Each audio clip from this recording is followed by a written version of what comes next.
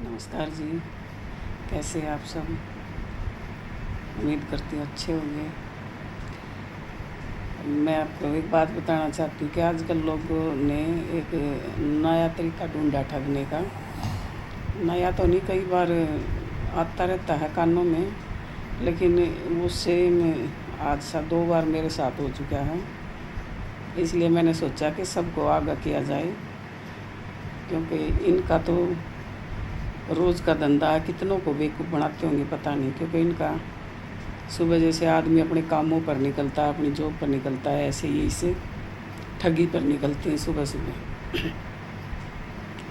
जैसे एक मासूम सा लड़का आएगा 16-17 साल का और बोलेगा कि आंटी एटीएम कहाँ है यहाँ पर।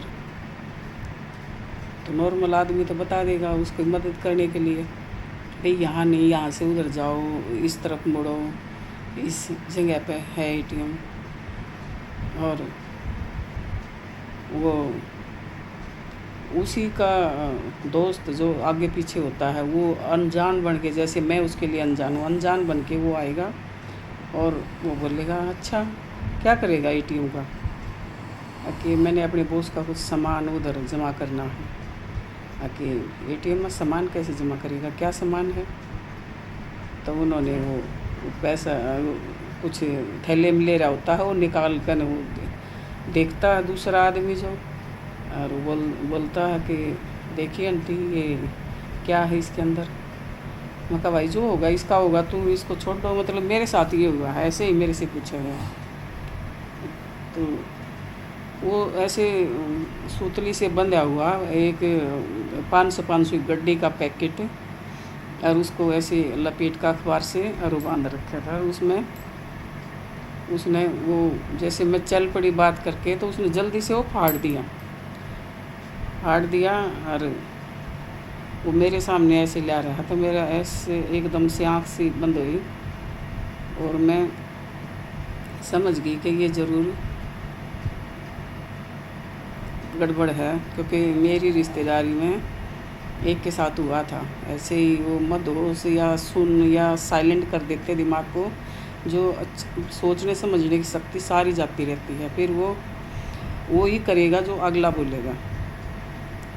तो वो ऐसा हुआ, मेरे को ध्यान आया, मैं कहा हाँ ये तो कुछ गलत है। मैं चल पड़ी और मेरे को उसका असर होने से बच गया और मैं सीधी चलती गई। तो वो जो दूसरा आदमी था जिसने उसके थैले से निकाले थे वो पैसे और फाड़े थे, वो मेरे पीछे पीछे बात करता चल रहा है, आंटी कितने पैसे ले रहे हो, देखो बेवकूफ़ सा लग रहा है, वो आधे आधे कर लेंगे।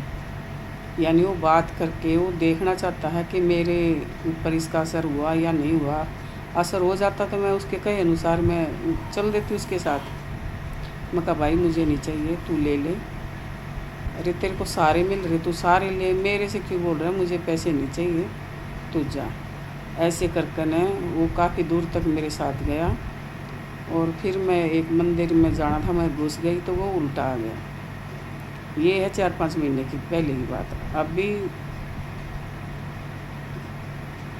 1 हफ्ता पहले फिर से सेम यही कहानी हुआ और उसने पूछा कि आंटी एटीएम कहाँ है।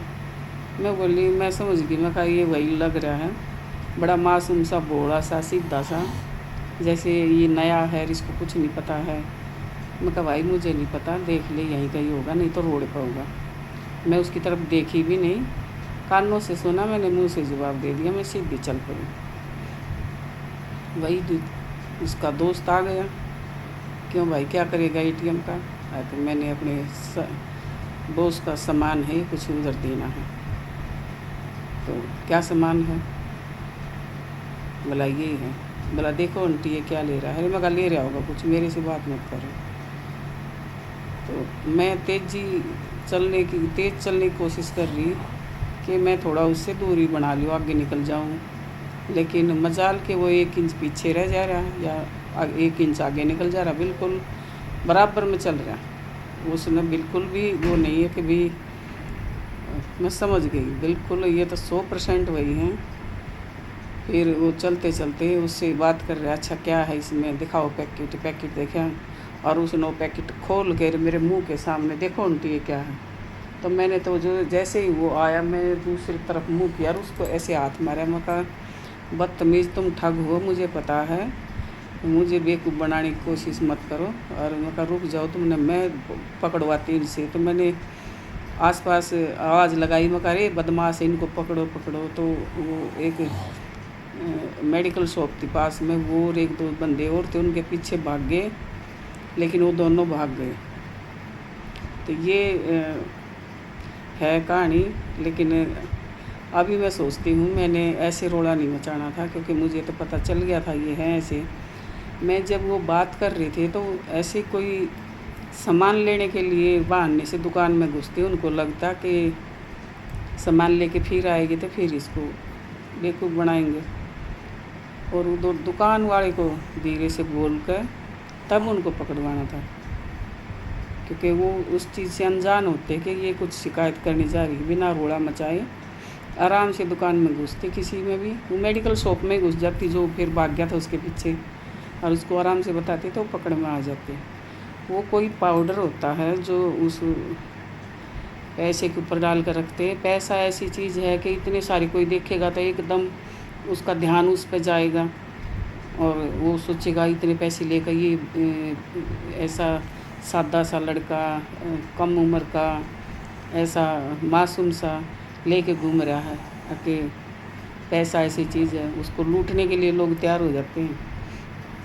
और वो पैसे भी नहीं होते हैं, वो ऊपर एक 500 का होता होगा, बीच में वो रद्दी ही होती होगी। लेकिन वो उतना एक झटका चाहिए ना उनको, तो रुकने के लिए, देखने के लिए। वो जो उनके ऊपर पाउडर लगा होता है वही आपके मुंह के आगे आकर ऐसे दिखाएंगे, आप झुक कर उसको देखो भी, और वही वो काम कर जाएगा और ये आपका साइलेंट हो जाएगा।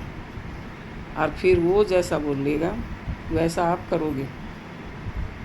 वो बोलेगा कान का दे दो, या जो भी पहनने हो, या मोबाइल है, या थैला है, बैग है, जो भी है सब आप उसको सौंप दोगे, और आपको बिल्कुल भी पता नहीं चलेगा कि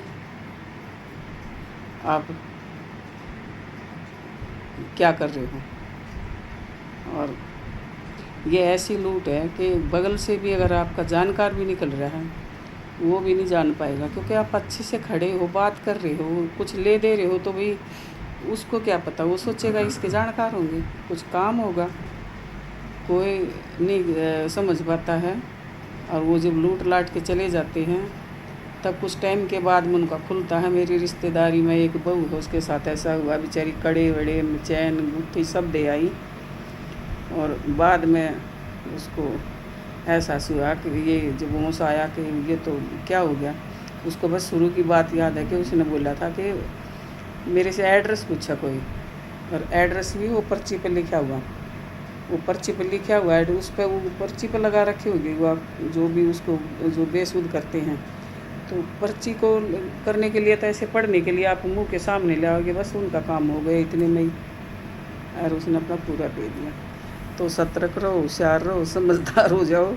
आज का नया तरीके से जो ये लूटने वाले हैं इनसे आप अपने जानने वालों को और आसपास में सभी को बताओ कि ऐसा किसी को भी अगर मिलता है आपको कोई भी, तो उनसे दूर रहो। किसी को एड्रेस ना बताओ, किसी को कुछ ना बताओ, ये मुझे नहीं पता।